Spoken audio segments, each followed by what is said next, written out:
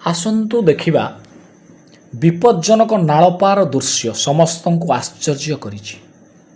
ଆମେ ଏଠି କହୁଛୁ ତେଲକୋଇ ଘଟଣାର, ଯାହାକି ତାମିଲନାଡୁ ଗ୍ୟାସ୍ ଦୁର୍ଘଟଣାରେ ମୃତକଙ୍କ ପରିବାରକୁ ଭେଟିଲା ବେଳେ ବିଜେଡି ପ୍ରତିନିଧି ଦଳ, ପୂର୍ବତନ ମନ୍ତ୍ରୀ ତଥା ବିଜେଡି ଉପସଭାପତି ସଞ୍ଜୟ ଦାସ ବର୍ମାଙ୍କ ନେତୃତ୍ୱରେ ପୂର୍ବତନ ମନ୍ତ୍ରୀ ତଥା ବିଧାୟକ ବଦ୍ରିନାରାୟଣ ପାତ୍ର, ଚାନ୍ଦବାଲି ବିଧାୟକ ବ୍ୟୋମକେଶ ରାୟ, ଭଣ୍ଡାରୀ ପୋଖରୀ ବିଧାୟକ ସଞ୍ଜୀବ ମଲ୍ଲିକ, ଆନନ୍ଦପୁର ବିଧାୟକ ଅଭିମନ୍ୟୁ ସେଠୀ, ସୋର ବିଧାୟକ ମାଧବ ଧଡ଼ା ପ୍ରମୁଖ ସାମିଲ ହୋଇ ମୃତ 14 ଯୁବାଙ୍ଗ ଯୁବତୀଙ୍କ ପରିବାରକୁ ଭେଟି ସମବେଦନା ଜଣାଇବା ସହ ତାଙ୍କ ପରିବାରର ଆର୍ଥିକ ସ୍ଥିତି ସମ୍ପର୍କରେ ପଚାରି ବୁଝିଥିଲେ।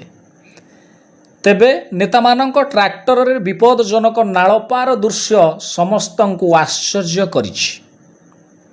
ବୟସ ଅଧିକ ପାଇଁ ବଦ୍ରି ପାତ୍ର ନାଳ ଏପଟେ ରହିଥିବା ବେଳେ ଅନ୍ୟ ସମସ୍ତ ନେତା ଏବଂ କର୍ମୀ ଟ୍ରାକ୍ଟରରେ ଗ୍ରାମକୁ ଯାଇଥିଲେ। Bureau report.